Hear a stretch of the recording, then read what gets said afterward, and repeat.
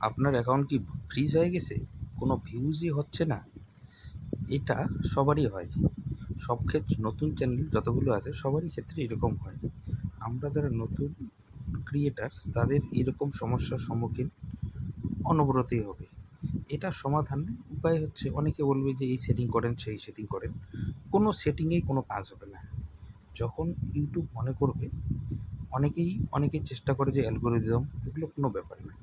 কারণ অনেক ধরনের ইনস্ট্রুমেন্ট থাকে যেটা নতুন ইউটিউবারদের থাকে না।